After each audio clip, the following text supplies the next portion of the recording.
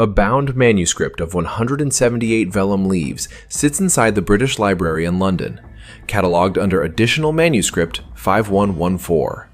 It measures approximately 33 centimeters tall. Acquired in 1785 from a Scottish physician named Anthony Askew, it is held under restricted scholarly access, viewable only by appointment, handled only by staff. It has not been freely available to the public in over 2 centuries. Inside those leaves is a map they buried for 1600 years. Irenaeus condemned it, Athanasius erased it, Rome burned it. 3 men, 3 decrees, and 1 document vanished from official Christianity for over a millennium and a half. Then in 1945, a farmer near Nag Hammadi in Upper Egypt broke open a sealed clay jar and pulled out 12 codices, 12 books, hidden in desert sand since the 4th century. One suppression undone by accident. What those texts describe is not a metaphor, not allegory, not poetry. The Pistis Sophia, the core text inside the Askew Codex, lays out the structure of existence with the precision of an architectural drawing. And the central claim is this: heaven is not the destination. Heaven is a checkpoint, a holding level inside a much larger system. Above it, 7 distinct levels. Above those, regions the text calls the treasury of the light. And beyond even that, spaces the text refuses to fully name. In the next several minutes, you will see exactly what the ancient manuscripts record, what the geometry of that structure looks like when mapped precisely, and why the people who controlled the canon worked so hard to make certain you never encountered this material. If forbidden biblical history is the kind of evidence you want more of, subscribe now. Every week, we recover what was deliberately removed. The Apocryphon of John, Nag Hammadi Codex II, Tractate 1. Coptic manuscript, housed at the Coptic Museum in Cairo, first translated into English by Frederick Wissa in 1977 for the standard Nag Hammadi Library Edition. This is the document. This is the source. And it uses a specific term, hebdomad. From the Coptic, rendered from the Greek, hebdomad means a unit of 7. But in this text, it does not refer to 7 days. It refers to 7 chambers. 7 distinct heavens, each governed, each locked, each ruled by a named being the text calls an archon. The word archon in Greek is not a metaphor. It means ruler, magistrate, one who holds authority over a defined jurisdiction. The Apocryphon of John does not say the heavens feel like a prison. It says they are administered like one. Each level has a warden. Each warden has a name. Yaldabaoth governs the outermost shell, the first heaven, described in the text as the one who mistook himself for the only God. Below him, 6 further archons hold their stations inward, each one presiding over a layer of what the text calls the false kingdom. The hebdomad, a 7-chambered structure built not to liberate the soul, but to contain it. Read that again. Not symbolically, literally. A structured, tiered administrative containment system with named governors at every level. Now here is where the manuscript becomes impossible to dismiss. In 150 CE, the Alexandrian astronomer Claudius Ptolemy published his Almagest, the definitive model of the cosmos as understood by the ancient world. In it, he mapped 7 planetary spheres surrounding the Earth. 7 distinct orbital shells, each one corresponding to a visible celestial body: the Moon, Mercury, Venus, the Sun, Mars, Jupiter, Saturn. 7 levels, 7 jurisdictions, each one a boundary between the Earth and the stars beyond. Ptolemy had no access to the Apocryphon of John. The text was sealed in a jar near the Nile centuries before his work circulated widely. and yet the architecture matches. 7 shells, 7 governors, 7 boundaries between the soul and what lies beyond them. The Apocryphon of John was not borrowing from Ptolemy. The cosmological framework it describes predates the Almagest. The question the manuscript forces is not whether the ancient writers knew about planetary spheres. The question is, why a text about the soul's imprisonment uses the exact same number, the exact same sequence, and assigns a named authority to each one. Now extend the Century Bridge further. Modern orbital mechanics identifies 7 classical gravitational shells within the inner solar system, the same 7 bodies Ptolemy mapped, each one occupying a distinct and measurable orbital band. The Moon at an average distance of 384,400 kilometers, Mercury at 77 million, Venus at 41 million at closest approach, the Sun anchoring the system at the center, Mars, Jupiter, Saturn extending outward in sequence. 7 shells, each one a threshold, each one, in the Apocryphon of John, requiring passage through a named gate. These are not coincidences piled on coincidences. This is the same structural knowledge appearing in a sealed Coptic manuscript, in a 2nd century Greek astronomical treatise, and in the orbital data of modern astrophysics. 3 sources, 3 centuries, 1 architecture. And the Apocryphon of John does not stop at describing the prison. It names the exit. The Askew Codex sits in the British Library under manuscript reference additional 5114. It is a Coptic papyrus document, 5th century, translated in full by George Mead in 1896 and cross-verified by Violet McDermott in her 1978 Brill Critical Edition. Inside its first book, in a passage the early church called dangerous enough to exclude from every canonical list, Jesus describes a realm that exists beyond the 7 archon heavens entirely. He calls it the Thesauros Nouwen. Unpack that phrase in Coptic and you get something precise. Thesauros is not metaphor. It is a storage structure, a treasury, a repository with defined contents held in containment. Nouwen means of the light. Not light as atmosphere, not light as mood. Light as substance. Discrete, stored, quantifiable substance. The treasury of the light is, by the literal reading of the Coptic original, a structured realm where particles of divine light are held in containment above the 7 heavens. He had no way to know. The text is 2nd century CE at its earliest composition. The concept of photon energy quantization, the understanding that light exists not as a continuous wave, but as discrete, countable packets of energy, was not formalized until Max Planck's work in 1900 and Albert Einstein's photoelectric paper in 1905. Both men won Nobel Prizes for establishing it.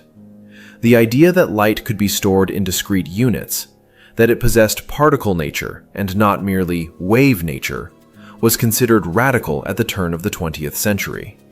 The author of Pistis Sophia, Book 1, described it in the 2nd century. Quantum field theory, developed across the 20th century and now verified to 11 decimal places of accuracy, confirms that photonic energy exists in discrete, quantized states.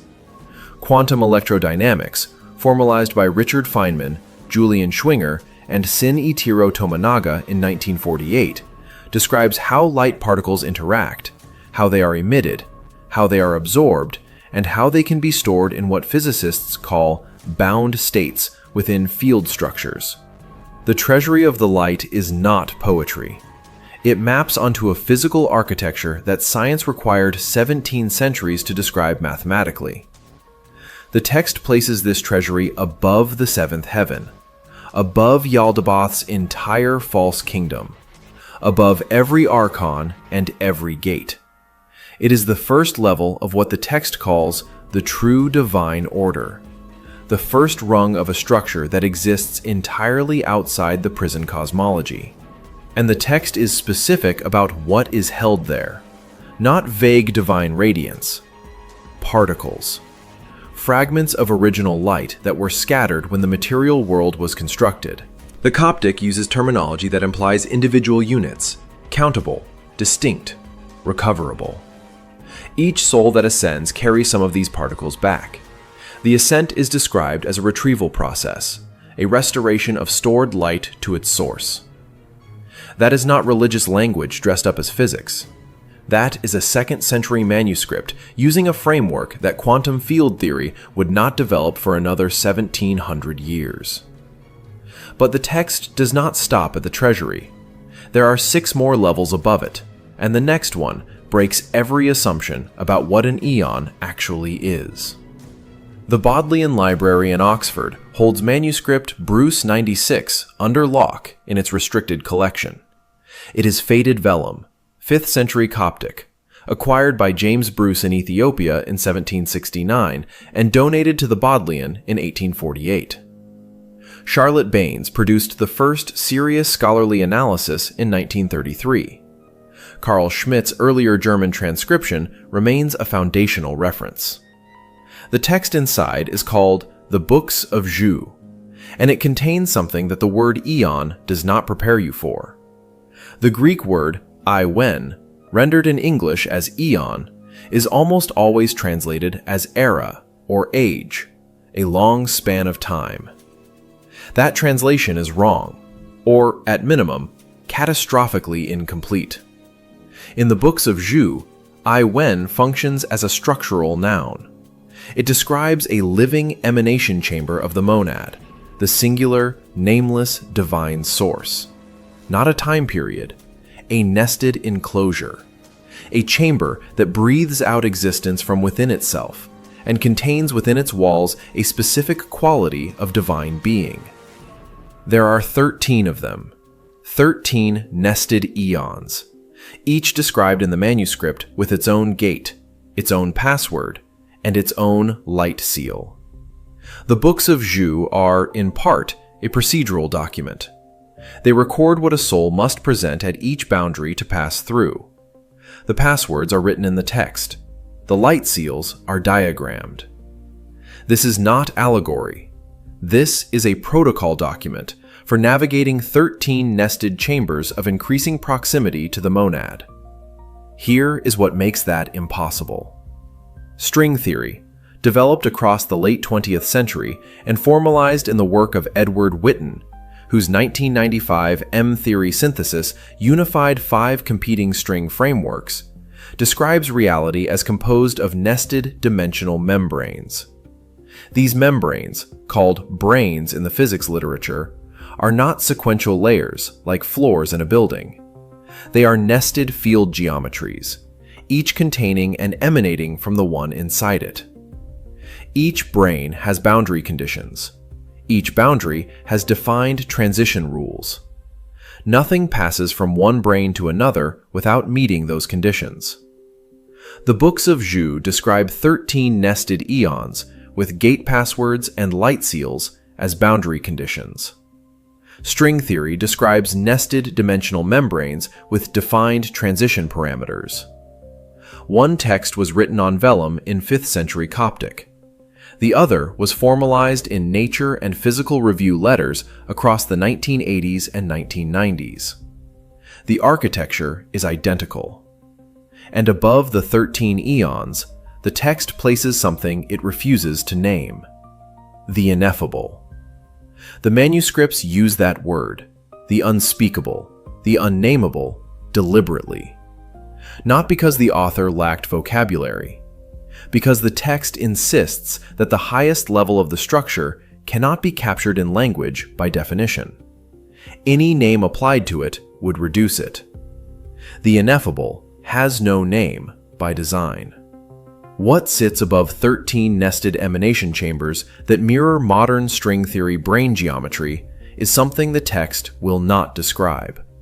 And that refusal is itself a data point. Because the next text in the sequence does not describe the destination.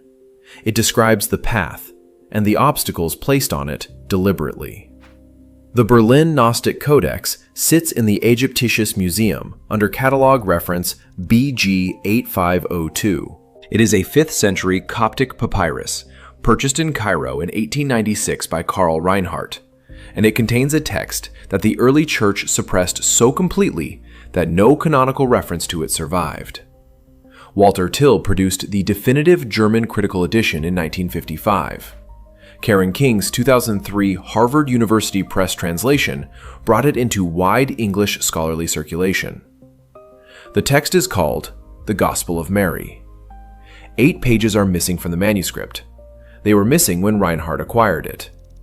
The pages that survive describe something the church had specific reason to remove: a procedural account of what happens to the soul after death, as reported by Mary Magdalene, who states that she received this account directly from the risen Jesus. The key term in the Greek underlying the Coptic is exousia. It is almost always translated as powers or authorities. But unpack exousia in its 2nd century Greek context, and you get something more specific. Exousia means jurisdictional authority, legal claim, the right to demand, to detain, to levy. The powers in the Gospel of Mary are not angels. They are not guardians in the protective sense. They are toll collectors. Each one holds jurisdictional authority over a boundary on the ascent path, and each one attempts to stop the soul by asserting a legal claim against it. The soul's response is not prayer. It is not faith. It is a named protocol. The soul identifies each power by name, states the nature of its false claim, and formally dissolves that claim by demonstrating knowledge of its origin. The power then cannot hold the soul. Its jurisdictional authority evaporates. The soul passes through. This is a procedural document. It describes a repeatable process with defined steps, defined obstacles, and defined responses. The Trimorphic Protonoia, a separate Nag Hammadi text found at Nag Hammadi in 1945 and catalogued as Codex 13, confirms this structure from a different angle. It describes 3 descents into the material world, as voice, as speech, and as word, each descent corresponding to a layer of the architecture, each ascent requiring passage through the same jurisdictional boundaries. 2 independent manuscripts, 2 independent discovery sites, 1 consistent architecture with consistent procedural detail. The impossible knowledge beat here is the specificity of the legal framework. The concept of jurisdictional dissolution through formal identification, the idea that naming the nature of a false claim nullifies it, is the structural basis of modern contract law and international legal theory. Hugo Grotius formalized it in 1625. The Gospel of Mary encodes it as a cosmological protocol 17 centuries earlier, applied not to property disputes, but to the boundaries between levels of a multi-tiered reality structure. The powers can be named, the claims can be dissolved, the path can be walked, and the protocol is still in the text. Readable in the Berlin Ägyptisches Museum, verifiable against the Coptic original, available today to anyone who looks, which is precisely why the 8 missing pages matter more than the ones that survived. The architecture has not been hidden in theory. It has been hiding in plain sight, distributed across manuscripts on 4 continents, waiting for someone to read them together. The Askew Codex sits in the British Library right now. The Bruce Codex sits in the Bodleian at Oxford. The Nag Hammadi collection was digitized by Claremont Colleges in 2015. Open access, searchable, free.